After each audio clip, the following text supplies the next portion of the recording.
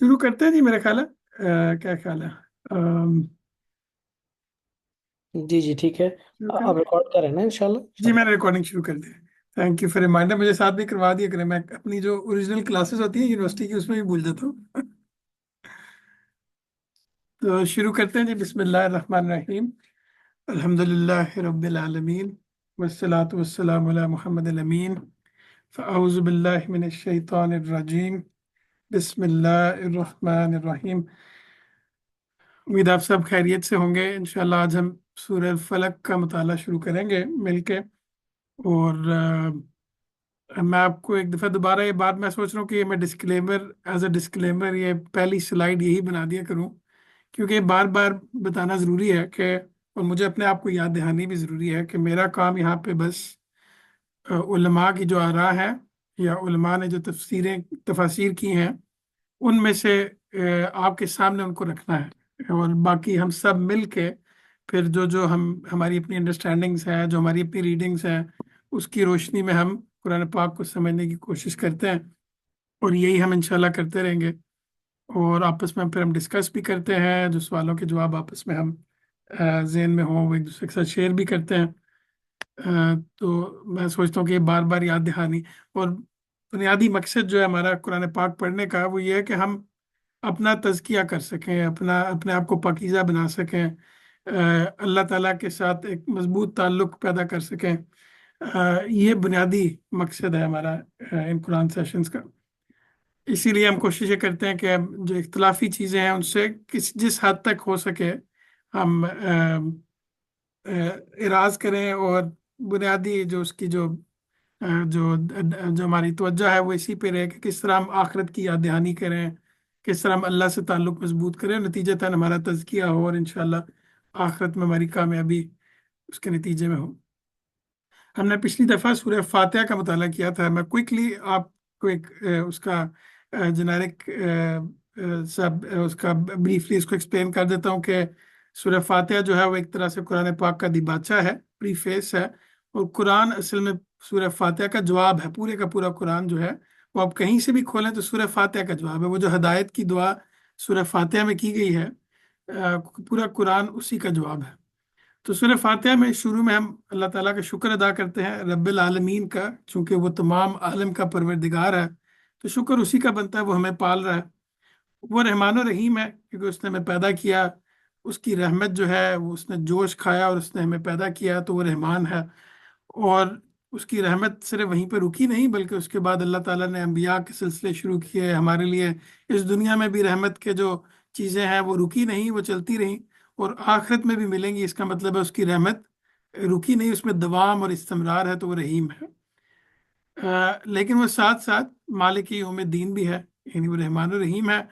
इसका लाजमी नतीजा ये है कि एक दिन क़यामत का आना चाहिए और उसमें वो अकेला मालिक हो उस दिन का, जिसमें किसी की सिफारिश काम ना आए। और वो कामिल इंसाफ के साथ और अपनी रहमत के साथ उस दिन तमाम फैसले करे जज़ा और सज़ा के। ईया का नाबुदु व ईया का नस्ताइन, ये जो पीछे तीनों चीज़ें, रब्बिल आलमीन, उसका शुक्र, वो रहमान और रहीम है, वो मालिक यौम दीन है। इसका लाजमी तकाजा यह है कि इंसान का उसके साथ ताल्लुक अबदियत का हो, यानी कि हम उसके बंदे हैं और वो हमारा मालिक है। तो जब हम बंदे हैं तो इबादत का मफहूम जो हमने देखा था पिछली दफ़ा वो ये है कि हम इसके अंदर खुजू तजल्लुल है, यानी आजजी है इस लफ्ज़ की असल जो मानी है। और उसकी अगली जो स्टेज ऑटोमेटिकली बननी चाहिए अगर किसी के लिए हमारे दिल में जज्बात पैदा हों आजी के, मोहब्बत के, तो वो ये है कि हम उसकी परस्तिश करें। और चूंकि इंसान एक अमली वजूद भी रखता है तो अताअत भी उसमें शामिल हो जाती है। तो ये एक तरह से, इसको अगर एक लफ्ज में समेटना हो तो हम उसके बंदे हैं। या का नस्ताइन कि हम हर तरह की मदद उसी से चाहते हैं। और ख़ास तौर पे इस अबदियत में, यानी जिसमें हम उसकी अताअत भी करेंगे, उसकी परस्तिश भी करेंगे, ये एक आसान चीज़ नहीं है। यानी इसमें बहुत नाजुक लम्हात भी आते हैं, इंसान के लिए बड़े इम्तहानात भी आते हैं इस अबदियत पे खड़े रहने के लिए।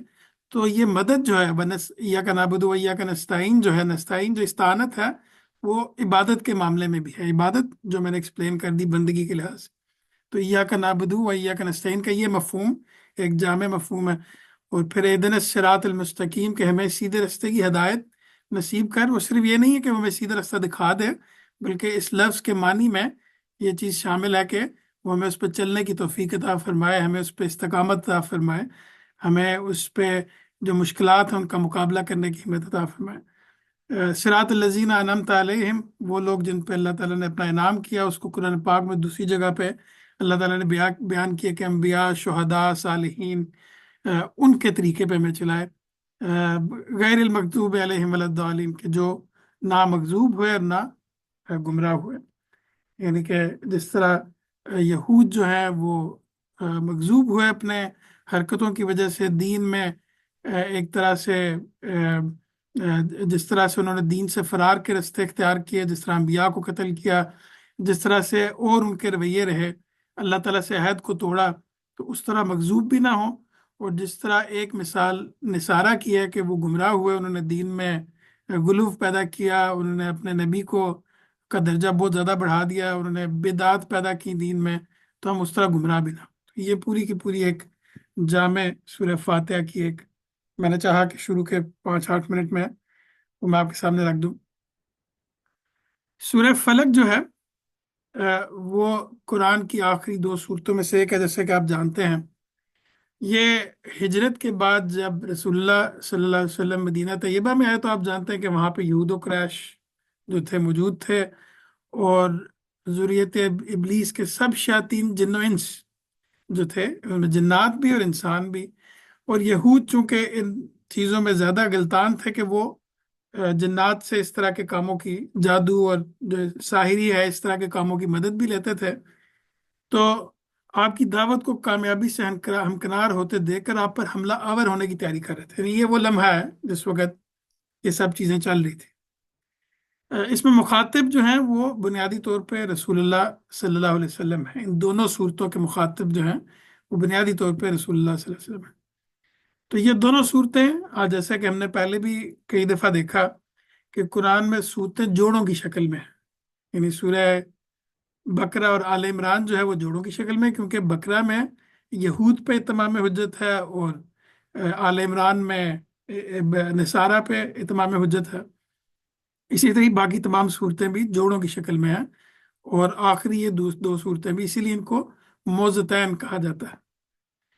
تو بنیادی طور پہ ان کا جو موضوع ہے وہ یہ ہے کہ رسول اللہ صلی اللہ علیہ وسلم کو یہ تلقین کی ہے کہ اپنی اور اپنے مشن کی حفاظت کے لیے آپ اس دنیا کی تمام آفتوں اور تمام مخلوقات کے شر سے اپنے پروردگار کی پناہ مانگیں۔ جو ان کا مشن تھا اس کی حفاظت کے لیے، اور اس لیے کہ تنہا وہی ہے جو ان سب آفات و شرور سے انسان کو فی الواقع پناہ دے سکتا ہے۔ یعنی اللہ تعالیٰ ہی ہیں جو کہ ظاہری آفات سے بھی اور نفسانی آفات سے بھی انسان کو فی الواقع پناہ دے سکتا ہے۔ تو اگر غور کریں تو جو سورہ فاتحہ تھی اس میں انسان اللہ کی توحید کا اقرار کرتا ہے، اور اپنے پروردگار کے حضور میں دعا کرتا ہے کہ اسے صراط مستقیم کی ہدایت بخشے۔ تو اس کے جواب میں پورے کا پورا قرآن ہے جو کہ صراط مستقیم کی وضاحت کرتا ہے، یہاں تک کہ پورا قرآن سورہ اخلاص تک پہنچ جاتا ہے۔ تو آپ اگر دیکھیں تو سورہ اخلاص بھی توحید کی سورہ ہے۔ اس کے بعد یہ جو دو صورتیں ہیں وہ ایک طرح سے دعائیہ صورتیں ہیں، یعنی قرآن ایک طرح سے سورہ اخلاص پہ موضوع کے لحاظ سے ختم ہوا، اور اس کے بعد دو صورتیں دعائیہ ہیں کہ اس کا پروردگار اسے توحید کی راہ پر کھڑے ہر رازن سے اپنی پناہ میں رکھے، اور اس راہ کے نشیب و فراز میں ہر قدم پر اس کی حفاظت فرمائے۔ قرآن کی ابتدا کے ساتھ یہ خاتمہ جو مناسبت رکھتا ہے وہ کسی صاحب نظر سے پوشیدہ نہیں رہ سکتا۔ تو ایک طرح سے آپ دیکھیں کہ وہ جہاں سے شروع ہوا تھا اس کا اختتام بھی اس کے ساتھ لنکڈ ہے۔ تو یہ اس سورہ کا موضوع ہے، ان دونوں صورتوں کا خاص طور پہ، جو ہم آگے جا کے دیکھیں گے کس طرح یہ لنک کرتا ہے۔ سعد بھائی اگر آپ عربی پڑھ دیں، مجھے لاسٹ ٹائم میرے خیال ہے یاد نہیں رہا تھا، میں نے الحمدللہ خود ہی پڑھ دی تھی، مجھے چلیے، یاد۔ بہت شکریہ آپ نے، ماشاء اللہ۔ ہاں میں پڑھ دوں۔ جی۔ اعوذ باللہ من الشیطان الرجیم، بسم اللہ الرحمن الرحیم۔ قل اعوذ برب الفلق من شر ما خلق ومن شر غاسق إذا وقب، ومن شر النفاثات في العقد، ومن شر حاسد إذا حسد۔ جزاک اللہ۔ تم دعا کرو اے پیغمبر کہ میں اس پروردگار کی پناہ مانگتا ہوں جو نمودار کرنے والا ہے ہر اس چیز کے شر سے جو اس نے پیدا کی ہے، خاص کر اندھیرے کے شر سے جب وہ چھا جائے، اور گرہوں پر پھونکنے والوں کے شر سے، اور ہر حاسد کے شر سے جب وہ حسد حسد کرے۔ تو یہ اس کا ترجمہ میں نے آپ کے سامنے رکھ دیا۔ انشاءاللہ ہم اس کو سٹیپ بائی سٹیپ آگے لے کے چلیں گے جہاں تک انشاءاللہ آج تک ختم کر سکے ہم۔ کل اعوذ برب الفلق، اس میں سب سے پہلی چیز تو یہ ہمیں دیکھنی ہے کہ اس میں پناہ مانگی گئی ہے۔ تو پناہ مانگنے کے فعل میں کون سے تین اجزاء ہوتے ہیں؟ اس میں سب سے پہلا فعل جو وہ پناہ مانگنا ہے اٹ سیلف، کہ انسان جب پناہ مانگتا ہے تو اس کا کیا مطلب ہے؟ پناہ مانگنے سے مراد کسی چیز سے خوف محسوس کر کے اپنے آپ کو اس سے بچانے کے لیے کسی دوسرے کی حفاظت میں جانا ہے۔ مثال کے طور پہ اگر ارد گرد فائرنگ ہو رہی ہے تو انسان کسی دیوار کی اوٹ میں دیوار کی پناہ میں بیٹھ جائے گا، یا مثال کے طور پہ اگر بہت دھوپ ہے تو درخت کی پناہ میں بیٹھ جائے گا۔ تو اصل میں کسی چیز سے خوف یا تردد محسوس کر کے کسی دوسری چیز کی حفاظت میں جانا، یا اس کی آڑ لینا، یا اس سے لپٹ جانا، یا اس کے سائے میں چلے جانا، یہ پناہ مانگنا ہے۔ اس میں دوسری جو لازمی جز ہے وہ ہے پناہ مانگنے والا، یعنی جو انسان ہے اس اس کیس میں بہرحال وہی شخص ہوتا ہے جو محسوس کرتا ہے کہ جس چیز سے وہ ڈر رہا ہے اس کا مقابلہ وہ خود نہیں کر سکے گا، یعنی اس کے پاس کوئی ایسے وہ خود نہیں کر سکتا اس سے مقابلہ، بلکہ وہ اس کا حاجت مند ہے کہ اس سے بچنے کے لیے دوسرے کی پناہ لے۔ تو یہ دوسرا پہلو ہے اس کا، پناہ مانگنے والا۔ اور اب وہ ہے جس کی پناہ مانگی جا رہی ہے وہ یقیناً وہ ہوگا جو کہ اتنا مضبوط ہو کہ وہ پناہ دے سکے۔ وہ لازماً کوئی ایسا ہی شخص یا وجود ہوتا ہے جس کے متعلق پناہ لینے والا یہ سمجھتا ہے کہ اس خوفناک چیز سے وہی اس کو بچا سکتا ہے۔ تو جب بھی پناہ مانگی جاتی ہے تو اس میں یہ تینوں پہلو جو ہیں وہ پیش نظر رہتے ہیں۔ تو تم دعا کرو اے پیغمبر کہ میں اس پروردگار کی پناہ مانگتا ہوں جو نمودار کرنے والا ہے۔ اس کا مطلب یہ ہوا کہ اس میں پناہ مانگنے والے ہم ہیں، یا اگر سورہ کے مخاطب کے لحاظ سے دیکھیں تو رسول اللہ صلی اللہ علیہ وسلم کو کہا گیا کہ وہ پناہ مانگیں۔ کہ جس چیز سے پناہ مانگی جا رہی ہے وہ آگے ہم دیکھیں گے، اور جس کی پناہ مانگی جا رہی ہے وہ اوکے، ایک منٹ مجھے دیجیے گا جی، ہانا کی لیپ ٹاپ کی بیٹری ختم ہوگی، ایک منٹ دیجیے گا مجھے۔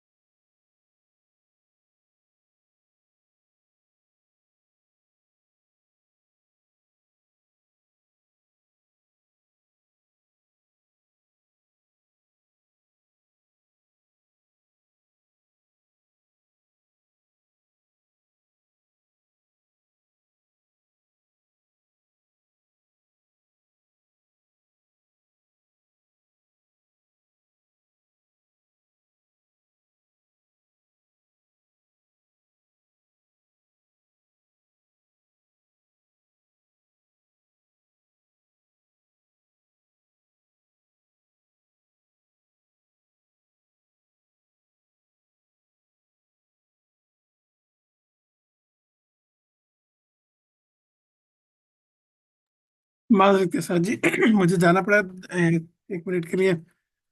تو ہم دیکھ رہے تھے کہ پناہ کے معاملے میں کون سی تین چیزیں جو ہیں وہ ہوتی ہیں۔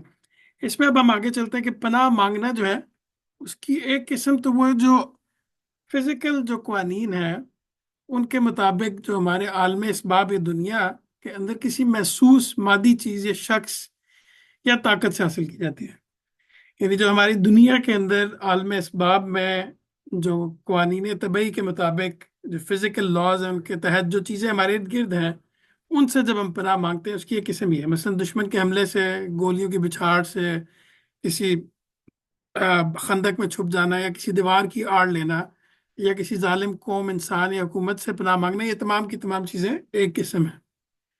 दूसरी किस्म वो है जिसमें हर तरह के खतरात, जितने भी खतरात हैं, उसकी मादी, इखलाकी या रूहानी मुजरतों और नुकसान रसा चीज़ों से किसी फोकुल फतरी हस्ती की पनाह इस अकीदा की बिना पर मांगी जाती है कि वो हस्ती आलम इसबाब पर हुक्मरां है, और बाला तराज हिस्सो इदराक तरीके से वो इस शख्स की जरूर हिफाजत कर सकती है जो उसकी पनाह ढूंढ रहा है। यानी कि अब इसमें हर चीज का जो फिजिकल खतरा है, उसका इखलाकी खतरा है, उसका रूहानी खतरा है। यानी अगर आप देखें, ना सिर्फ ये कि हमारे जो हवास के अंदर जो चीजें आती हैं, बल्कि जो हवास से बाहर चीजें हैं, या जो जो कि आप कह सकते हैं साइकोलॉजिकल इम्पैक्ट्स हैं, या आपके जो रूहानी स्पिरिचुअल इम्पैक्ट्स हैं, वो हर तरह की चीजों में आपको पनाह दे सकता है। तो मिसाल के तौर पे अगर एक दीवार है तो वो मुझे फिजिकल खतरे से तो बचा सकती है, लेकिन क्या वो मुझे उस खौफ से बचा सकती है जो मेरे अंदर पैदा हो रहा है? ये तमाम की तमाम चीजों से पनाह सिर्फ वो हस्ती दे सकती है जो जिसका इख्तियार दोनों चीजों पे है। तो पनाह की ये दूसरी किस्म ही ना सिर्फ सूरह फलक और नास में मुराद है, बल्कि कुरान और हदीस में जहां भी अल्लाह ताला की पनाह मांगने का जिक्र किया गया है, उससे मुराद यही खास किस्म की पनाह है। और अकीदा तौहीद का लाजमा यह है कि इस नोयत का ताउज या इस्ताज़ा अल्लाह के सिवा किसी और से ना किया जाए। यानी कि जिसमें हम ये माने कि हर तरह के मादी खतरे और उसके जो इखलाकी और रूहानी जो इम्पैक्ट्स हैं, जो नुकसानात हैं, उससे कौन सी हस्ती हमें बचा सकती है। तो यहाँ पे असल में यही मुराद है। आप अगर देखें तो मुशरिकीन इस नोयत का तहफ़्फ़ुज़ अल्लाह के सिवा दूसरी हस्तियों, मसलन जिन्नों, देवियों, देवताओं से मांगते हैं, और आज भी मांगते हैं। लेकिन खुदा परस्तों का रवैया कुरान में ये बताया गया कि जिस चीज़ का भी वो खौफ महसूस करते हैं, ख्वाह वो मादी हो या अखलाकी या रूहानी, उसके शर से बचने के लिए वो खुदा की पनाह मांगते हैं, किसी और की नहीं मांगते, बल्कि खुदा की पनाह मांगते हैं। मसलन हजरत मरियम के बारे में, अगर तू खुदा से डरने वाला आदमी है, जब वो अकेली थी और उनके पास मेरे ख्याल से हजरत जकरिया आए, तो उन्होंने, हजरत मरियम ने ये दुआ मांगी कि अगर तू खुदा से डरने वाला आदमी है तो मैं तुझसे खुदा रहमान की पनाह मांग। फिर हजरत नूह ने ये दुआ मांगी कि मेरे रब, मैं तेरी पनाह मांगता हूँ इस बात से कि मैं तुझसे ऐसी चीज की दरख्वास्त करूं जिसका मुझे इल्म नहीं। या हजरत मूसा ने मैं कहा कि मैं खुदा की पनाह मांगता हूँ इस बात से कि जाहिलों की सी बातें करूँ। नहीं, जैसे जब उन्हें लोगों ने कहा कि आप हमसे मजाक कर रहे हैं, तो उन्होंने बोला कि मैं इस चीज से पनाह मांगता हूँ कि अल्लाह ताला की, कि जाहिलों की सी बातें करूँ। मैं तो हर एस्पेक्ट से जो ये है कि हम पनाह मांगते हैं अल्लाह ताला की। मैं इस पूरी सूरह को ख़त्म करने के बाद रसूलुल्लाह सल्लल्लाहु अलैहि वसल्लम की कुछ दुआएं भी नकल करूंगा इंशाल्लाह, जिसमें तौज़ किया गया है, जिसमें पनाह मांगी गई है। और उसमें आप देखेंगे किस किस तरह की चीज़ों से रसूलुल्लाह सल्लल्लाहु अलैहि वसल्लम ने पनाह मांगी अल्लाह ताला की। इसमें अगर कोई साथी कुछ ऐड करना चाहें, या कुछ कुछ मतलब कोई चीज़ मैं मिस कर रहा हूँ, कोई पहलू हो जो कि नुमाया ना हो, तो प्लीज़ ऐड कीजिए।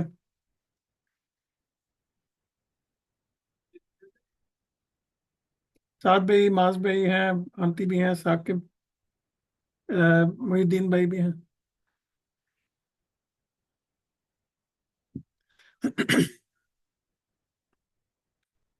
ठीक है, आगे चलते हैं। अब इसमें ये जो लफ्ज कहा गया है कि, हाँ, इसमें हम पहले कुछ और पहलू भी कर लेते हैं। दुनिया में जितनी चीजें भी पैदा होती हैं वो किसी ना किसी चीज को, अब इसमें पहले जो चीज कही गई है वो ये कि तुम दुआ करो ऐ पैगंबर। अब इसमें चूंकि कुल का लफ्ज जो है वो, ये आगे आप जानते हैं कि पूरी की पूरी जो दुआ है, या पूरी पूरी जो सूरा है, ये दुआ है असल में। तो इसलिए यहाँ पे इसका तर्जुमा ये किया गया कि तुम दुआ करो ऐ पैगंबर, रादन के कहो ऐ पैगंबर। तो एक तो ये चीज, ऐ पैगंबर के मैं उस परवरदिगार की पनाह मांगता हूँ जो नमूदार करने वाला है। तो आमतौर पे यहाँ पे जो मुफस्सिरीन है उन्होंने ये तर्जमा किया जो सुबह को या सूरज को नमूदार करने वाला है, क्योंकि अरबी में जो सुबह बुखैर है उसके अंदर भी ये लफ्ज आता है। लेकिन मुफस्सिरीन ने इसको इसी के अंदर समझे कि लिमिट करने से, कुछ मुफस्सिरीन ने बोला कि इसकी जरूरत नहीं है, क्योंकि अल्लाह ताला हर चीज को नमूदार करने वाला है। दुनिया में जितनी भी चीजें भी पैदा होती हैं, वो किसी ना किसी चीज को फाड़ कर निकलती हैं। तमाम नबातात बीज और जमीन को फाड़ कर, तमाम हैवानात या तो रहम मादे से या अंडे को तोड़ कर निकलते हैं। یا کسی اور مانع ظہور چیز کو چیر کر باہر آتے ہیں۔ تمام چشمے پہاڑ یا زمین کو شک کر کے نکلتے ہیں۔ دن رات کا پردہ چاک چاک کر کے نمودار ہوتا ہے، بارش کے قطرے بادلوں کو۔ تو غرض یہ کہ ہر چیز جو ہے وہ کسی نہ کسی طرح کے انشقاق کے نتیجے میں عدم سے وجود میں آتی ہے۔ حتیٰ کہ زمین اور آسمان بھی پہلے ایک ڈھیر تھے جس کو پھاڑ کر انہیں جدا کیا گیا۔ تو ایک طرح سے آپ دیکھیں کہ ہر چیز نمودار ہو رہی ہے۔ تو اس لحاظ سے اس کا معنی ایک تھوڑا وسیع ہو جاتا ہے کہ ہم اس پروردگار کی پناہ مانگ رہے ہیں، اس رب کی جو کہ رب العالمین ہے، جس نے ہر چیز کو نمودار کیا ہے۔ تو دوسری چیز یہ کہ مخلوقات جتنی بھی ہیں ان کے شر سے پناہ خالق ہی دے سکتا ہے۔ تو نبی صلی اللہ علیہ وسلم کو ہدایت کی گئی ہے کہ وہ اللہ تعالیٰ سے دعا کریں، اس لیے کہ پناہ صرف وہی دے سکتا ہے، اور اس کی توحید پر ایمان کا تقاضا بھی یہی ہے کہ پناہ صرف اسی سے مانگی جائے۔ تو میں اس کی پناہ لیتا ہوں تاکہ وہ آفات کے ہجوم کو چھانٹ کر میرے لیے عافیت پیدا کر دے۔ جتنی بھی آفات اس دنیا میں پیدا ہو سکتی ہیں ان کو چھانٹ کر میرے لیے عافیت پیدا کر دے۔ یہ اصل میں دعا ہے یہاں پہ اللہ تعالیٰ سے۔ اس پہلی آیت میں اگر کوئی چیز کوئی ساتھی ایڈ کرنا چاہیں، کوئی پہلو، تو پلیز ایڈ کریں، یا اس کے کسی اور پہلو کو۔ یہ اصل میں صورتیں اس طرح کی ہیں کہ اس میں بڑی آ، جو ہے وہ اچھا کوئی خطیب ہو تو اس کو بہت اچھے طریقے سے بیان کر سکتا ہے۔ معاذ بھائی، ساتھ بھائی کچھ ایڈ کرنا چاہیں گے؟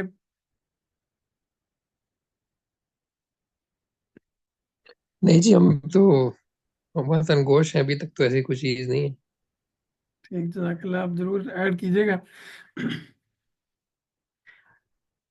اس میں دوسری چیز یہ کہ من شر ما خلق، کہ ہر اس چیز کے شر سے جو اس نے پیدا کیا ہے۔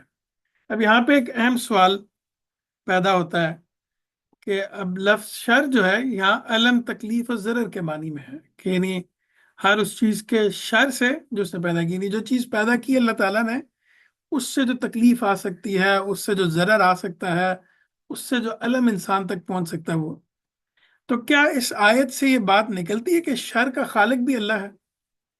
یہ بڑا امپورٹنٹ سوال ہے، کیونکہ فلسفے میں، الحاد میں، یا جسے ایتھیزم انگلش میں کہتے ہیں، یا تشکیک میں، عام طور پہ لوگ یہ کہتے ہیں کہ اگر اللہ ہر چیز کا خالق ہے تو اس کا مطلب ہے شر کا خالق بھی وہی ہے۔ تو کیا اس آیت سے اس بات کی تصدیق ہوتی ہے؟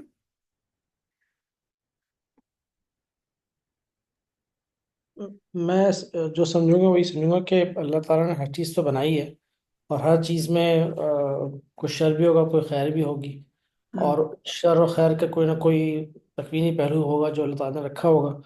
تو ہم، میں سمجھتا ہوں کہ چیزیں اللہ نے بنائی ہیں یقیناً، اور وہ کس طرح سے لوگوں پر اثر ہوتی ہیں وہ بھی اللہ نے ڈیفائن کیا ہے، صحیح، اتنا مجھے۔ ٹھیک سر بھائی، کوئی اور ساتھی؟ معاذ بھائی آپ نے میوٹ کیا۔ جی، میرا یہ خیال ہے کہ اس میں جو اس کو ریلیٹیولی کیا ہم دیکھ سکتے ہیں، کیونکہ یہ انسان سے متعلق بات ہو رہی ہے، ہم، اور انسان چونکہ اس کو ارادہ اور اختیار دیا گیا ہے، تو کوئی بھی ایسی مخلوق کہ جس کے پاس ارادہ ہے کہ وہ صحیح اور غلط میں چوائس کرے، تو اب یہ طے کرنا پڑے گا کہ اس کی چوائس کے نتیجے میں، مطلب وہ چوائس ٹھیک کر رہا ہے یا غلط کر رہا ہے۔ تو ہم، انسان سے متعلق جب اشیاء اور آپشنز یا ڈسیزنس کی بات ہوگی، تو وہاں پہ خیر اور شر کے تصورات آ جائیں گے۔ ہم، اور مثال کے طور پہ اگر ہم کہتے ہیں کہ ہم اگر شیطان کی کسی وسوسے کو دیکھ لیں کہ کیا وہ ایسی چیز ہے جو اللہ نے تخلیق کی ہے، تو اب سوال ہوگا شیطان کو بھی تو اللہ نے آزادی دی ہے ہم، یہ وسوسہ پیدا کرنے کی، تو ہم، وہ تو بالکل شر ہوگا کیونکہ اس نے اپنے فری ول سے وہ وسوسہ تخلیق کیا ہے۔ ہم، لیکن اگر یہی بات ہم کسی پتھر کے بارے میں کریں، تو آئی تھنک کہ وہاں پہ چونکہ فری ول موجود نہیں ہے، پتھر کو میں نے اٹھا کے پھینکا ہے، ہم، تو کیا پتھر کو اللہ نے تخلیق کیا ہے، صحیح ہے، لیکن کیا میرے اس ارادے کو کہ میں اٹھا کے آپ کے سر پہ مار دوں، یہ بھی اللہ نے تخلیق کیا ہے؟ میرا ہم، خیال ہے اس کو فری کے ساتھ چلانا پڑے گا، شر کے تصور کو، جب اشیاء کے ضمن میں بات۔ انٹرسٹنگ معاذ بھائی، کوئی اور ساتھی اس میں ایڈ کرنا چاہیں گے کچھ؟ کہ جو معاذ بھائی نے بھی کہا ہے کہ کیونکہ کانٹیکس یہاں پہ انسان کا ہے، تو یہاں پہ کیا صرف کانٹیکس انسان اور جنوں کا ہی ہے جو شر پیدا کر سکتے ہیں، یا جیسے کوئی سپوز سانپ ہے یا ہوں کوئی ہوں چیز جو کو نقصان پہنچا سکتی ہے یہ ان میں بھی یہی پوچھنا کا تھا معاذ بھائی سے. معاذ بھائی آپ نے چونکہ لفظ یوز کیا، کیا اس معنی میں ہے کہ یہاں پہ جو یہ کہا جا رہا ہے کہ ہر اس چیز کے شر سے جو اس نے پیدا کی، تو کیا یہاں اس سے مراد صرف انسان ہے آپ کی نظر میں؟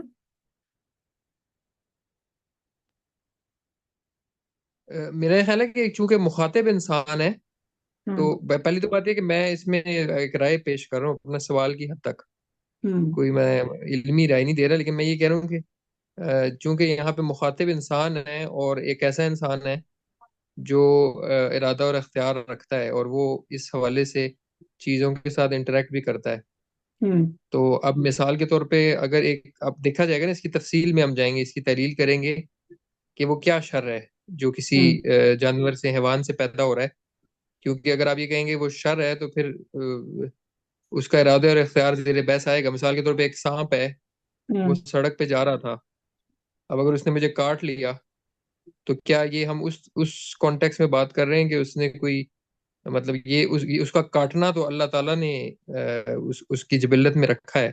جی تو اب بھی دیکھنا پڑے گا کہ اگر اس نے مجھے کاٹ لیا اور یہ شر تھا، تو یہ کہنا کہ یہ شر خدا نے تخلیق نہیں کیا، یہ زیر بحث آئے گا نا. ہاں کیونکہ اس کو کاٹنے کی جبلت تو خدا نے دی ہے، تو اب میں بالکل. اس سے پناہ مانگ رہا ہوں. یہ مطلب اس کانٹیکس میں دیکھنا پڑے. جی بالکل.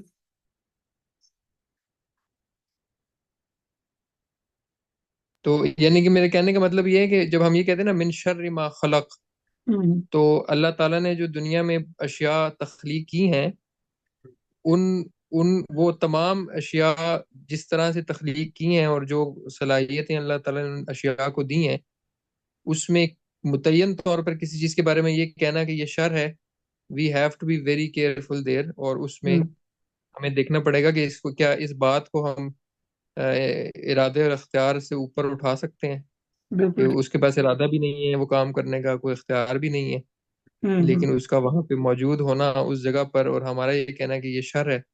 اور پھر اس پہ یہ سوال جو آپ نے اٹھایا اس آیت کے ذمن میں کہ کیا پھر اس کو اللہ نے تخلیق کیا ہے، تو میں ہوں اس پورے کانٹیکٹ میں بات کر رہا ہوں. اگر آپ مطلب یہ کہیں کہ شر کا ایک معنی یہ ہے کہ کوئی بھی نیگیٹو چیز جو اپنے نتیجے کے لحاظ سے انسان کے لیے ہو سکتی ہے، مطلب ہم اس کی نیت اور ارادے کو زیر بحث نہیں لائیں گے، لیکن اس چیز کے استعمال میں چونکہ یہ دونوں پہلو ہیں، یہ چھری کاٹ بھی سکتی ہے اور چھری نفع بھی دے سکتی ہے. دفعہ بھی دے تو یہ سکتے چھری کا شر ہے کہ وہ کاٹتی ہے، تو یہ ہیں. ایک میکینیکل چیز ہو جائے گی. مطلب اس کے بارے میں یہ سوال پیدا نہیں ہوگا کہ اب کیا یہ اس کا یہ کاٹنا اللہ نے تخلیق کیا. ہم کہیں گے بالکل تخلیق کیا ہے، ہوں چھری کو اللہ نے کاٹنے کے لیے بنایا ہے.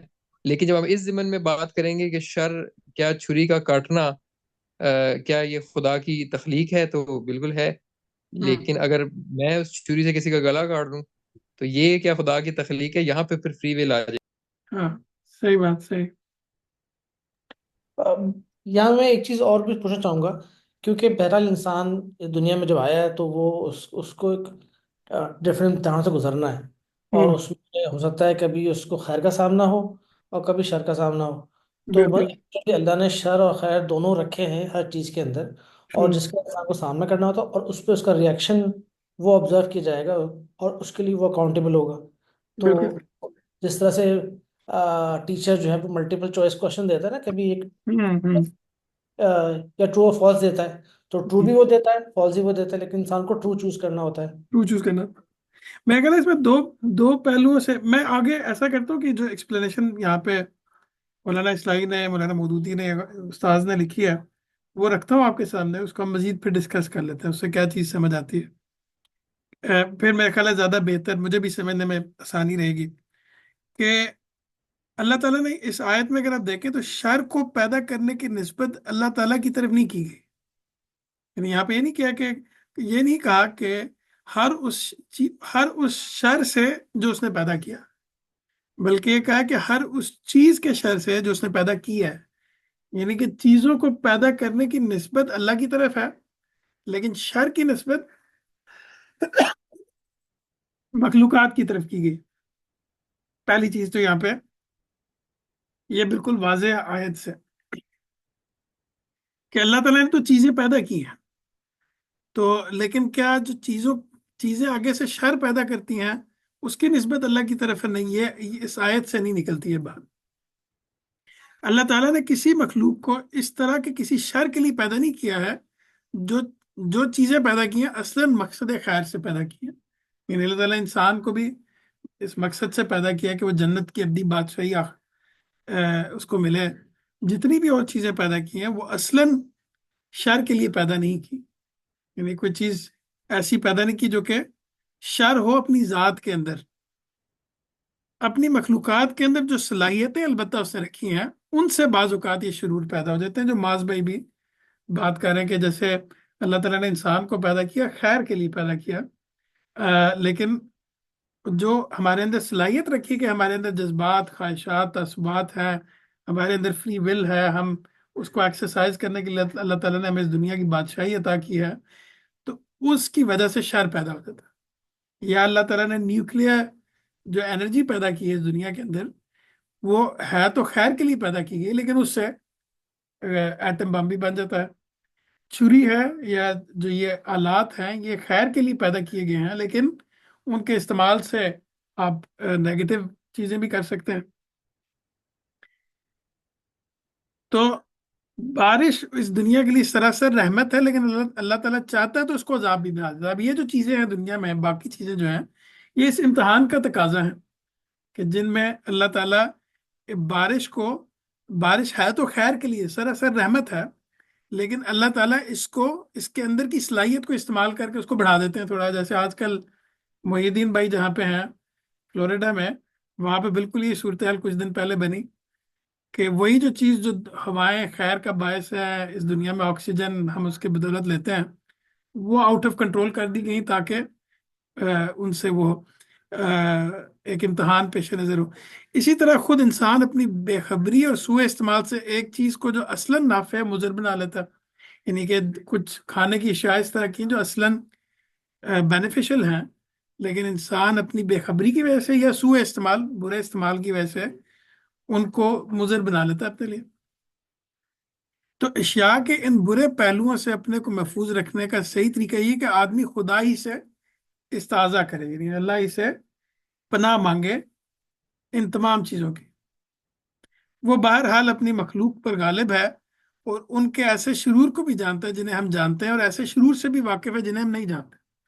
یعنی کچھ چیزیں ایسی ہیں جن کو بظاہر جن کا جو شر کا پہلو ہمیں نظر آ رہا ہوتا ہے، اور کچھ چیزیں ایسی جن کے شر کا پہلو ہمیں نظر نہیں آ رہا ہوتا، تو ہمیں چاہیے کہ ہم اللہ ہی سے پناہ مانگیں دونوں چیزوں کی۔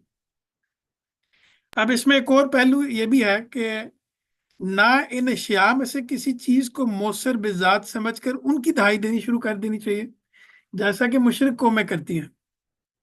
یعنی مثال کے طور پہ انہوں نے یہ دیکھا کہ جو ہوا ہے وہ بہت تیز ہے، تو انہوں نے اس کو خدا بنا لیا۔ سانپ کو دیکھا تو اس کو خدا بنا لیا۔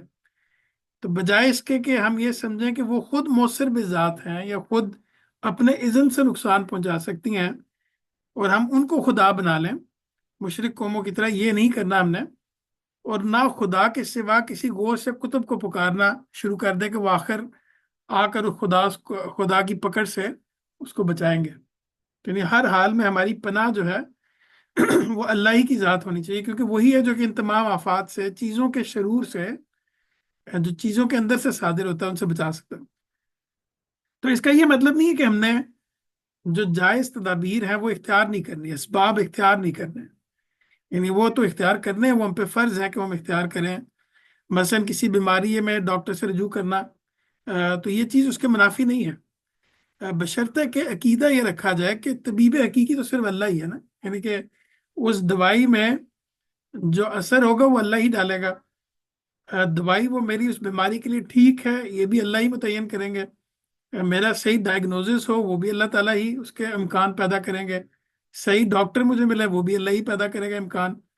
تو ان تمام سٹیپس میں اگر اللہ تعالیٰ کے پیش نظر یہ ہو کہ میری بیماری ختم ہو جائے گی، تو وہ یہ تمام سٹیپس ٹھیک ہو جائیں گے اور مجھے شفا مل جائے گی۔ اور بعض اوقات اگر اللہ کے پیش نظر امتحان ہو تو وہ شفا نہیں ملے گی، تو اگر وہ شفا نہ دے تو کسی دوسری طاقت کے بس میں نہیں کہ وہ کسی معمولی سے معمولی بیماری سے بھی نجات دلا سکے۔ اب اس روشنی میں ہم ڈسکس کر لیتے ہیں کہ یا اس سے اتفاق ہے، اختلاف ہے، کچھ سوال ہے اس میں تو وہ بھی ہم کر سکتے ہیں۔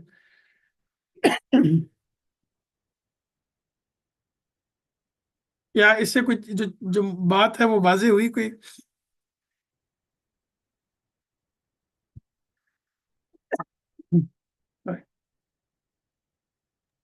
जी, अगर मैं अर्ज कर सकूं आमिर जी भाई। नाज भाई, जी जी।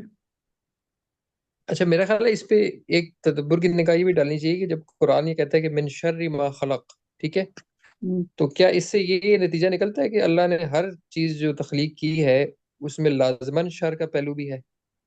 ये अच्छा क्योंकि जब ये बात की जा रही है ना मिन शर्रि मा खलक, तो इससे ये नतीजा तो निकलता है कि बहरहाल कुछ चीजें इस कायनात में ऐसी भी तख्लीक की गई हैं जो शर का बाइस बनती हैं, जैसे इरादा और इख्तियार के नतीजे में। यानी कि मिसाल के तौर पे कहा कि असा अन तकरिहु शैअन वहुवा खैरुल लकुम, और इसी तरीके से जो चीज तुम्हें पसंद आ रही हो सकता है उसमें शर हो। हम्म तो हम्म यहाँ पे भी इखलाकी मामला जेर बहस आ गया ना, क्योंकि पसंद हम्म नापसंद एक ऐसी मखलूक की जेर बहस है जिसके पास इरादा और इख्तियार है। हम्म अ, उस रेफरेंस से बात हो रही है। लेकिन अगर मिसाल के तौर पर सांप वाली जो आपकी एग्जांपल है, या हम्म दुनिया में जो ऐसी मखलूकात हैं जो अपनी जिबिल्लतों पर काम कर रही हैं लेकिन इंसान के जाविये से वो नुकसान का बायस बनती हैं, हम्म लेकिन उनका काट लेना इंसान के इरादा इख्तियार पर नहीं है। हाँ, ये कि आपने एहतियात नहीं की, आप बिल्कुल ही दुनियादारी में लग गए, वो एक अलग मामला है। लेकिन सांप का आके काट लेना, तो मेरा ख्याल है कि ये कहना कि मिसाल के तौर पे बारिश ज्यादा बरस गई तो इसमें एक शर का भी पहलू है। अल्लाह ने चूंकि चाहा कि ज्यादा बरसे और इंसान की आजमाइश हो तो थोड़ा शर भी निकल आए इसमें से। तो हम्म ये पहलू सामने मेरा ख्याल है नहीं रहना चाहिए। हम्म और इस सूरा का अगर आप कॉन्टेक्स्ट भी देखें तो इसमें हासिद की जब बात हो रही है, हसद जब करे, शैतान से बड़ा हासिद तो है कोई नहीं। हम्म और इसी तरीके से जो उससे पहले वाली आयत को भी अगर आप देखें कि वो आगे चल के हम अंधेरे पे भी बात कर लेते हैं, बिल्कुल बिल्कुल। लेकिन इसमें इखलाकी बुनियाद बड़ी स्ट्रांगली जेर बहस आ रही है इस बात में। तो मिन शर्रि मा खलक में हमें ये देखना चाहिए कि इसमें किस किस तख्लीक की तरफ बात हो रही है जिससे शर आ सकता है वजूद। इसको इस पहलू से भी माज भी देखा जा सकता है कि जब ये बात की जाती है कि बारिश मिसाल के तौर पे या बाकी चीजें, तो यानी यहाँ पे कहा गया ना कि लेकिन अल्लाह ताला चाहता है तो यानी उसका इज़्न होता है। यानी ये पोटेंशियल जैसे इंसान के अंदर मौजूद है कि वो शर पैदा कर सकता है, इसी तरह ही बाकी चीजों के अंदर भी ये पोटेंशियल मौजूद है कि वो शर अपने इरादा इख्तियार की वजह से कि वो शर पैदा कर सकते हैं, या उनकी जिबिल्लत ऐसी है कि जिससे कोई शर पैदा होगा, या बारिश के अंदर ये पोटेंशियल है कि वो अपने एक्सटेंट से बाहर हो जाएगी। तो अल्लाह ताला का जब इज़्न होता है तो वो हो जाती है। क्या हाँ, ये? इसमें एक चीज जी जी। मैं ऐड करूं? मैं इससे ऐड कर रहा था कि इसमें ये चीज है कि मिसाल के तौर पे अगर हम खैर और शर के तस्वुर की बात करें ना, तो वो क्या ऐसे नहीं कि वो आजमाइश के साथ मुतल्लिक है इंसान की। हम्म और क्योंकि वहां पे इरादा और इख्तियार आ गया है तो अब खैर और शर का तस्वुर भी आ गया है। जबकि जो दीगर मखलूकात हैं जो इरादा और इख्तियार उस तरह से नहीं है जिनका जेर बहस, जैसे बारिश हो गई, पत्थर हो गया, इसी तरीके से जो दूसरी चीजें हैं उसमें उसमें वो तो अल्लाह की मशीयत की पाबंद है। उसमें अल्लाह ने कहा ज्यादा बरसो तो ज्यादा बरसेंगी, तो बिल्कुल। उसके नताइज नुकसान तो हो सकता है उसका, और वो नुकसान के नतीजे में इंसान की आजमाइश का इम्तिहान भी हो सकता है। लेकिन हाँ, मैं थोड़ा सा देख रहा हूँ कि वहां पे शर का जो लफ्ज है ना, वो हमें देखना पड़ेगा उसको। और यानी आप क्या ये कह रहे हैं माज भाई कि यहाँ पे शर जो है वो वो जो इखलाकी शर है, या जो तकालीफ हैं जो इंसान के लिए इखलाकी तकालीफ या रूहानी तकालीफ बन सकती हैं, उससे मुतलिक ज्यादा है।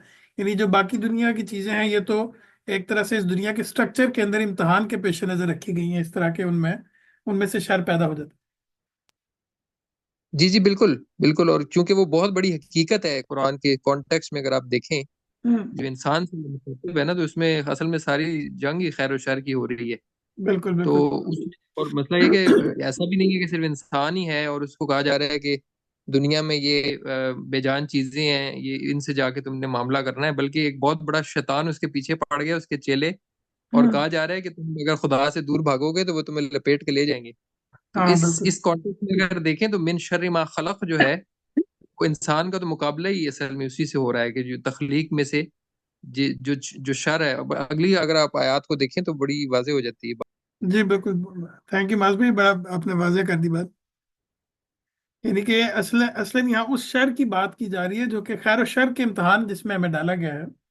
آپ یہ کہہ رہے ہیں کہ ہر اس چیز کے اس شر سے جو کہ ہم پہ اس طرح سے افیکٹ ہو سکتا ہے کہ ہم اس دنیا کا جو امتحان ہے اس میں ناکام ہو جائیں. جی بالکل. شر کا جو لفظ ہے نا، اگر آپ دیکھیں قرآن مجید میں، تو وہ اسی طرح اخلاقی پہلو سے زیر بحث ہے. اگر ہم، کوئی دوسری صورت بھی ہو تو ہمیں وہاں پہ دیکھنا پڑے گا کہ وہ بڑی مددگار ہو سکتی ہے اس آیت کو سمجھنے کے لیے، کہ قرآن نے شر کا لفظ اس طرح سے بھی استعمال کیا ہے کہ دنیوی نقصان جو ادروائز اللہ کی مشیت کے تابع چیزیں ہیں ان سے جو پیدا ہو رہا ہے، وہ بھی اصل میں شر ہے. ہاں انٹرسٹنگ. صاحب بھی آپ کچھ کہنے لگے تھے. نہیں، بس میں یہ پوچھنا چاہ رہا تھا کہ یہ جو سوال اٹ سیلف ہے، یہ سوال کتنا ضروری ہے ہمیں سمجھنے کے لیے؟ کیونکہ اس طرح سے تو ہم کسی کو اگر جب کوئی جب کوئی اعتراض کر رہا ہو تو تب تو ٹھیک ہے، ہم کو شاید جواب دینا پڑے، لیکن کیا یہ سوال کرنا یا یہ سوال کو سمجھنا ضروری ہے ہمیں؟ یہ وہ سوال تو نہیں جس طرح لوگ پوچھتے ہیں کہ مطلب کہ سب کا سب چیز کا خالق ہے اور سب چیز کو کس نے بنایا، تو اللہ کو کس نے بنایا؟ تو یہ مطلب اس طرح کے بے ادبی بڑے سوال تو نہیں ہو جائیں گے اس طرح سے، جس میں پوچھ رہا ہوں اپنے علم کے لیے؟ نہیں نہیں، صحیح بات. باز بھی آپ کا کیا خیال ہے؟ میں تو یہ سمجھتا ہوں کہ اصل میں یہ سوال عام طور پہ ذہن میں آ سکتا ہے کسی کے کہ کیا یہ جو جتنا بھی شر پیدا ہو رہا ہے اس دنیا میں، کیا یہ اللہ تعالیٰ نے پیدا کیا ہے؟ تو یہ اللہ کی طرف بدگمانی پیدا کر سکتی ہے یہ چیز. معاذ بھی آپ کا کیا خیال ہے؟ میرا تو خیال ہے کہ یہ it lies at the heart of the whole مقدمہ آف دا قرآن. ہوں کیونکہ جو قرآن اصل میں جو بات کر رہا ہے نا، وہ بات ہی اصل میں انسان کی کتاب فطرت کو ایڈریس کر رہا ہے. اور کتاب فطرت میں جو تعقل کی اہمیت ہے اور اس میں جو انصاف اور عدل کے تصورات ہیں، اسی پہ بلڈ کر رہا ہے. ہوں تو اگر آپ اس پہ بلڈ نہ کریں تو پھر خدا کے بارے میں یہ مقدمہ پیدا ہو جاتا ہے کہ اگر وہ عادل ہے اور اگر وہ ہے تو وہ خود شر کو کریٹ کر رہا ہے. اور شیطان کے مطلب اس نے یہ بات کریٹ کی ہے کہ آپ انسان جو ہے، انسان غلط کام کرے، یہ خدا کی پروگرامنگ ہے ساری. تو ہوں مطلب یہ کہ یہ بات اس طرح سے کہنا جو ہے نا، یہ عقل کو ہضم نہیں ہوتی کہ خدا نے شر کو تخلیق کیا ہے اور پھر انسان کے ارادے سے منسلک کر دیے. اس ہوں کو ایسے ہی جو لوگ سمجھتے ہیں درست سمجھتے ہیں کہ اصل میں ارادہ اور اختیار کی یہ اس کا کرولری ہے یا اس کے بائی پروڈکٹ ہے. جب ارادہ اور اختیار دیا جائے گا اور اچھائی اور برائی کے تصور کے ساتھ، تو اس میں سے شر پیدا ہوگا اور یہ خدا کے اذن سے ہے، لیکن خدا نے اس کو تخلیق نہیں کیا. تکلیف نہیں کیا. تھینک یو معاذ بھائی. اس میں چلتے ہیں آگے. میرے خیال سے ہمارے پاس ٹائم بھی اب 10 منٹ ہے. اس تفصیل سے واضح ہوا کہ یہ ایک ہی کلمہ شرک کے بہت سے دروازوں کے بند کر دینے کے لیے کافی ہے. اس سے سنویت اور خیر و شر کی الگ الگ خدائی کی جڑ کٹ جاتی ہے. آپ کو پتا نا ہندوؤں نے اس وقت، ہندوؤں کا بہت بڑا جو وہ ہے کیا اسے کہتے ہیں تصور جو ہے، وہ اسی پہ مبنی ہے کہ شر کا خالق الگ ہے. تو وہ اس کو کیا کہتے ہیں، رامن کہتے ہیں یا کیا کہتے ہیں، وہ الگ ہے، اور جو نیکی کا خالق ہے وہ الگ ہے. تو دونوں کو الگ الگ آپ نے اب وہ کرنا ہے. تو خیر و شر کی الگ الگ خدائی کی جڑ کاٹ جاتی ہے. یعنی کوئی شرک کا دروازہ اس سے ایک طرح سے بند ہوتا ہے. یعنی ایک بندہ اس دنیا کو دیکھ کے کہہ سکتا ہے کہ دیکھو چونکہ شر بھی پیدا ہو رہا ہے اور ادھر سے خیر بھی پیدا ہو رہا ہے، اس کا مطلب دونوں کا خالق الگ الگ ہوگا. یہ بات نہیں ہے، بلکہ اصل میں بات یہ ہے کہ کوئی آفت یا اپنا خود کوئی مستقل وجود نہیں رکھتی، بلکہ یہ اللہ تعالیٰ کی پیدا ہوئی چیزوں ہی کے ازلال و آثار میں سے جو اللہ کے اذن سے وجود میں آتی ہیں، اسی کے حکم سے اثر انداز ہوتی ہیں، اور تنہا اسی کی مدد سے ان کے شر سے نجات ملتی ہے. اس وجہ سے حقیقی پناہ اور ماوا و ملجا وہی ہے. تو یہ اس میں ایک توحید کا پہلو ضرور نکلتا ہے اس پوری بحث میں سے. صاحب بھی اگر یعنی وہ اس میں کوئی چیز اگر آپ کو جو آپ نے سوال کیا تھا، کیا اس پہلو سے کوئی چیز واضح ہوتی ہے کہ اس کی سگنیفیکینس کیا ہے اس کو سمجھنے کی؟ نہیں نہیں، ٹھیک ہے، بالکل صحیح. صحیح، پلیز پوچھیں. ٹھیک ہے سر. آگے دیکھ لیتے ہیں اس آیت کو. وَمِن شَرِّ غاسق اذا وقب، خاص کر اندھیرے کے شر سے جب وہ چھا جائے. اب یہاں پہ دوبارہ اصل میں سمجھے جو پیچھے بات کی گئی تھی اس کو تھوڑا کھول کے بیان کیا گیا کہ شر کا وجود مستقل بذات نہیں ہے. قرآن میں یہ بات جگہ جگہ بیان ہوئی کہ اس دنیا کے بقا کے لیے جس طرح دن اور اس کی روشنی اور حرارت ضروری ہے، اسی طرح رات اور اس کی خنکی اور سکون بخشی بھی ضروری ہے، یعنی ایک طرف دن ہے تو اس کے لیے رات کی بھی ضرورت ہے۔ اب یعنی اس بات سے، یعنی یہاں پہ اندھیرے کے شر کو بیان کر کے چور، قاتل، دشمن اور حوام و اشرت سب اندھیرے سے فائدہ اٹھانے کی کوشش کرتا ہے۔ تو یعنی خالق ایک ہی ہے اصل میں، دن کا خالق بھی وہی ہے اور رات کا خالق بھی وہی ہے، لیکن رات کا فائدہ اٹھا کے یہ سب چیزیں جو نقصان پہنچاتی ہیں۔ تو ظاہری تضاد جو ہے کہ باوصف دنیا کی بقا میں ان دونوں کی توافق جو ہے کو توحید کی دلیل کے طور پہ پیش کیا گیا کہ یعنی دونوں کا آپس میں کتنی کمپیٹیبلٹی دن اور رات کی۔ تو ایسا نہیں کہ اس کا خالق الگ الگ ہے، دونوں کا خالق ایک ہی ہے۔ جہاں دن ضروری ہے وہاں پہ رات بھی ضروری ہے، لیکن رات کا فائدہ اٹھا کے کچھ چیزیں نقصان پہنچا سکتی ہیں۔ تو صحیح اور موافق عقل و فطرت بات یہی ہو سکتی ہے کہ ان دونوں کا خالق ایک ہی ہے، اسی نے رات کا سکون بخشا ہے اور وہی اس میں خلل انداز ہونے والی آفتوں سے پناہ دے سکتا ہے۔ یعنی جس طرح اس کی برکتیں خدائی کی فیض سے ہیں، اسی طرح اس کی زحمتیں بھی اسی کے اذن سے ہیں، یعنی وہ اگر اجازت دیتا ہے تو یہ چیزیں ہو پاتی ہیں، اگر اجازت نہیں دیتا تو یہ چیزیں نہیں ہوتی۔ تو اللہ تعالیٰ نے جو چیزیں پیدا کی ہیں انہی کے ظلال و آثار ہیں جو دوسروں کے لیے الم، تکلیف اور نقصان کا باعث بن جاتے ہیں۔ اس وجہ سے ان سے بچنے کے لیے دوسروں کی نہیں بلکہ اللہ ہی کی پناہ ڈھونڈنی چاہیے۔ اب کوئکلی ہمارے پاس 6-7 منٹ ہے تو میں اگلی آیت کی طرف چلتا ہوں۔ وَمِن شَرِّ النَّفَّثَاتِ فِي الْعُقَدِ، اور یہ بڑا اہم چیز ہے، اس پہ ہم ختم کریں گے۔ آخری آیت جو ہے نا وہ چونکہ اس کا جو حسد کا پہلو ہے وہ بڑا امپورٹنٹ ہے ہماری زندگیوں سے، تو وہ ہم اس کو اگلے سیشن میں رکھیں گے۔ اور اگر آپ لوگ اجازت دیں گے تو ہم وہ جو جادو والی بحث ہے، جو رسول اللہ صلی اللہ علیہ وسلم پہ جو جادو کا کلیم کیا جاتا ہے، اس کو بھی ہم زیر بحث لے کے آئیں گے اگر آپ لوگ اجازت دیں گے، کیونکہ اس میں کچھ اختلاف بھی پایا جاتا ہے۔ تو گروہ پر پھونکنے والوں کے شر سے یہ روحانی اور اخلاقی آفتوں سے پناہ مانگنے کی تلقین کی ہے۔ یعنی یہ جادو کے لیے ایک طرح کا استعارہ ہے، یعنی جب یہ کہتے ہیں نا کہ گروہ پہ پھونکنے والے یا والیاں، تو یہاں پہ جو لفظ یوز کیا ہے اس کے دونوں معنی ہو سکتے ہیں، والوں اور والیاں۔ عام طور پہ والیاں کیا جاتا ہے اس کا ترجمہ، لیکن اس میں دونوں ہو سکتے ہیں۔ لیکن یہ جو گروہ پہ پھونکے مارنا ہے، اس سے یہ جادو کا استعارہ ہے، کیونکہ جادوگر عموماً کسی ڈور یا تاگے پر میں گرا دیتے ہیں اور اس پر پھونکتے جاتے ہیں۔ اس طرح کے لوگ یہود میں بھی بہت رہے ہیں اور عرب کے ساحروں اور کاہنوں میں بھی، چنانچہ ہدایت کی گئی کہ ان کے شر سے خدا کی پناہ مانگی جائے۔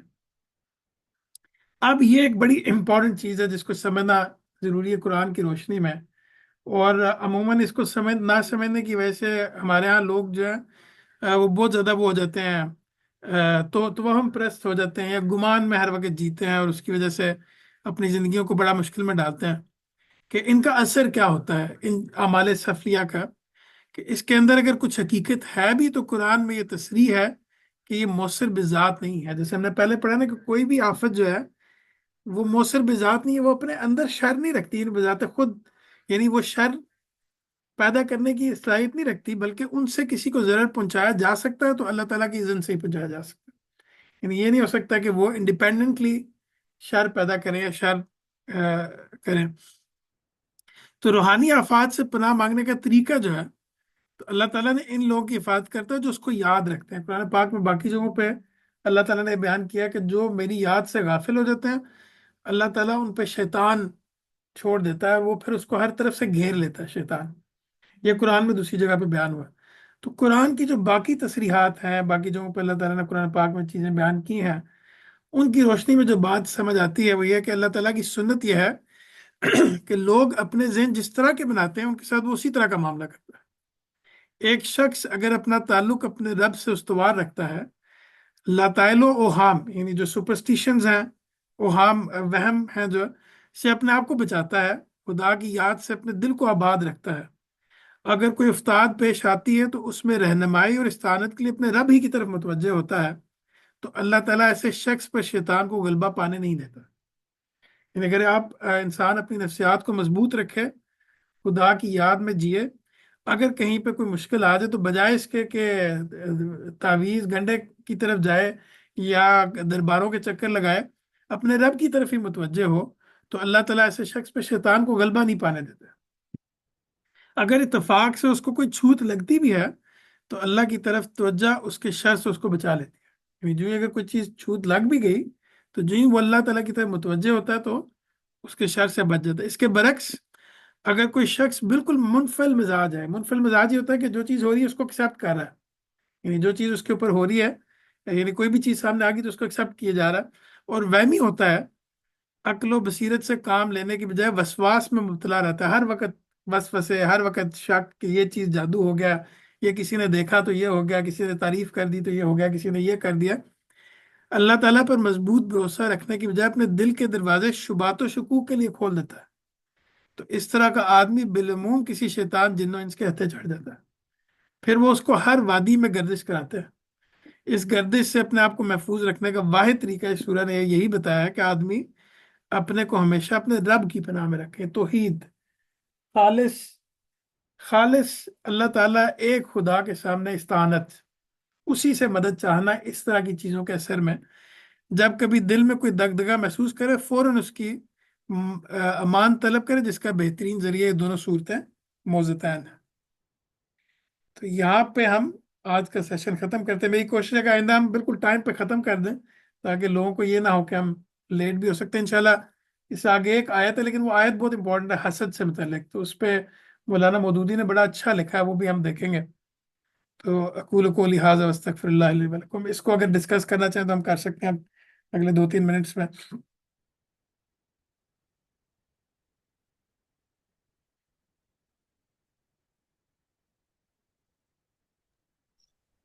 सिर्फ 2-3 मिनट है, या मतलब उसके बाद हम लंबा भी कर सकते हैं इसको? हाँ, थोड़ा सा कर सकते हैं। आजकल मैं बड़ा वो जो है ना उसमें चल रहा हूँ।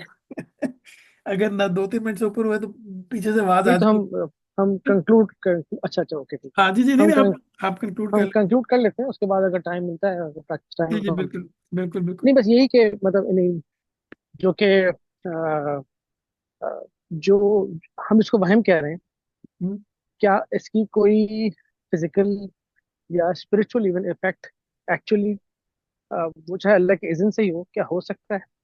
यानी मैं इसको जादू पे लेके आऊं या तावीज गंडे पे लेके आऊं, क्या उसका इफेक्ट हो सकता है? यानी इसको हम सिंपल कर लें तो जादू है कि नहीं, जादू हो सकता है कि नहीं हो सकता? जी जी बिल्कुल। तो यानी ये चीज तो यहाँ पे मानी गई है ना कि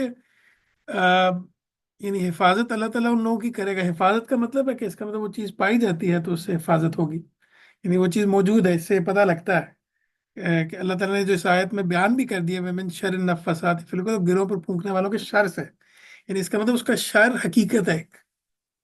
लेकिन उससे अपने आप को बचा के कैसे रखना है, कि ये एक तरीका ये है कि इंसान हर चीज में जादू को ढूंढने लग पड़े, हर चीज में बुरी नजर को ढूंढने लग पड़े, हर चीज में ये देखने लगे कि भाई किसी ने मेरे पे जादू कर दिया है, या मैं अगर ऐसी सोच रखेगा तो उस पर ज्यादा असर करेगी ये चीज।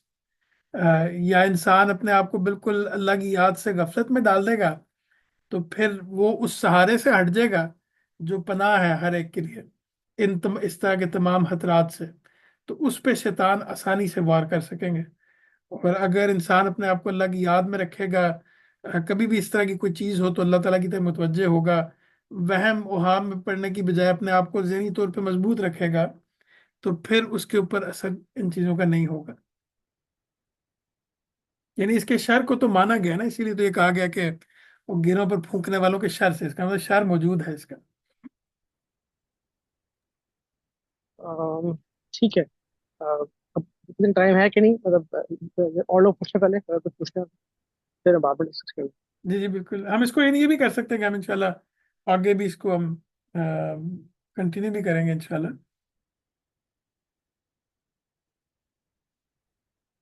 कोई और साथी भी अगर इसमें कुछ ऐड करना चाहें, कुछ डिस्कस करना चाहें तो हम कर सकते हैं। मेरा ख्याल है इसमें एक पहलू ये भी है कि जैसे ये है ना कि आप इन इन इन चीज़ों पर ओहाम में ज़्यादा पढ़ेंगे तो आप पे इसका असर ज़्यादा होगा। तो हम्म इसकी दूसरी तरीका ये भी है देखने का कि आप अल्लाह से ज़रा दूर होंगे तो आप ऑटोमेटिकली फिर इन चीज़ों में पढ़ेंगे। ये भी एक तरीका है हम्म, देखने का, बिल्कुल क्योंकि बिल्कुल। ये चूंकि सारा काम ही एक शैतानी काम है। हम्म और तो इस वजह से आप कुरान ने तो एक असूल बता दिया कि वमन याशु अन जिक्र रहमान, कि हम्म आप अल्लाह के जिक्र से दूर जाएंगे तो शैतान आपको गुमराह कर लेगा और ले जाएगा साथ। تو میرا بالکل خیال ہے یہ اسی کی ساری چیزیں ہیں کہ جب آپ اللہ کے ذکر سے دور ہوتے ہیں تو پھر آپ جو اصل جو روحانی جنگ چل رہی ہے اس میں پھر یہ اس کے پروڈکٹس ہیں سارے، یہ ہوں جادو ٹونا، اور یہ اصل تو وہی شیطان ہی اس میں کام کر رہا ہے۔ اصل تو شیطان ہی کام کرے، بالکل بالکل۔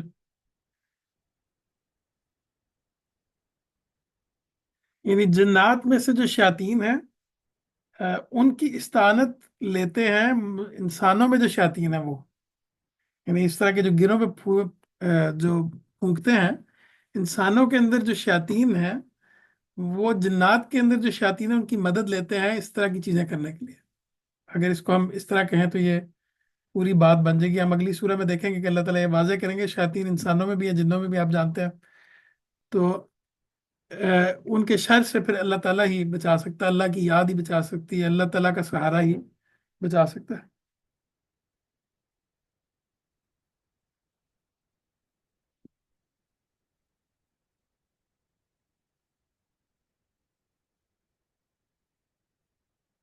کوئی اور چیز ہو جو ہم ڈسکس کر سکیں یا کوئی چیز ایڈ کچھ ساتھ ہی کرنا چاہیں؟ تو ان جنرل اگر دیکھا جائے تو ہمیں ہر وقت جو ہمیں سکھایا بھی گیا ہے اس میں، جی جی کہ ہم کو ہر وقت اللہ کی پناہ مانگتے رہنی چاہیے، چاہے وہ جادو ٹونا ہو، چاہے وہ 24 گھنٹے ہو، چاہے وہ کوئی اور چیز ہو، بالکل چاہے وہ کوئی فزیکل ہو، یعنی ہم کو یہ بتایا گیا۔ بالکل اور کیا ہم کو ساتھ میں یہ بھی کہا گیا کہ ہم وہم میں نہ پڑے کہ یہ بالکل جادو ہے کہ نہیں ہے، ہم اپنا کام کرتے رہیں، باقی کام جو ہونا ہے وہ ہونا ہے۔ اور ہم بالکل اس چکر میں نہ پڑے کہ نظر لگی ہے یا ہاں جادو ہو گیا ہے یا کچھ ہو گیا، ہمیں اس چکر میں پڑنا ہی نہیں۔ بالکل بالکل۔ کیونکہ دیکھیں میں یہ سمجھتا ہوں کہ اس کے معاذ بھی ایڈ کرنے لگے تھے کچھ، میں سمجھتا ہوں کہ ان سب چیزوں کے لیے کوئی نہ اللہ تعالیٰ نے کوئی جیسے کہتے ہیں مجرد کہتے ہیں، مجرب طریقہ بتایا، جیسے کہ ہمارے وہ حکیم لوگ کہتے ہیں کہ کوئی قرآن میں آگے ہو، حدیث میں آگے ہو کہ یہ طریقہ ہے ان کو جانچنے کا کہ تمہیں جادو ہوا ہے، بری نظر لگی ہے، اور نہ ہی سائنس نے کوئی ابھی تک ایسی چیز ڈھونڈی ہے۔ تو جب یہ دونوں چیزیں نہیں ہیں تو اگر ہم ہر وقت یہ سوچتے رہیں گے تو پھر تو ہم وہم میں ہی رہیں گے کہ یار یہ چیز ہوئی ہے تو یہ جادو ہو گیا، یہ چیز ہوئی ہے نظر لگ گیا۔ تو ان سب چیزوں سے اٹھ کے بس کوشش یہ کرنی چاہیے کہ اللہ تعالیٰ کی یاد میں جیے انسان، اس کی یاد کو قائم رکھے، نماز، قرآن، جو اذکار ہیں عام چلتے پھرتے، رسول اللہ صلی اللہ علیہ وسلم ہر وقت اللہ کی یاد یہی تھی کہ وہ سیڑھیاں اترتے ہوئے بھی اللہ کو یاد کر رہے ہیں، چڑھتے ہوئے بھی اللہ کو یاد کر، گھر میں داخل ہوتے ہوئے اللہ کو یاد کر رہے ہیں، کھانا کھاتے ہوئے اللہ کو یاد کر رہے ہیں۔ تو یعنی اللہ کی یاد میں جینا یہی ہے۔ اس کے لیے کوئی بیٹھ کے کوئی وہ کوئی خاص ورد کرنا اللہ کی یاد، رسول اللہ صلی اللہ علیہ وسلم نے ایسا نہیں سکھایا، بلکہ اللہ کی یاد میں ہر وقت جینا جو ہے وہ یہی تھا۔ آج بھائی؟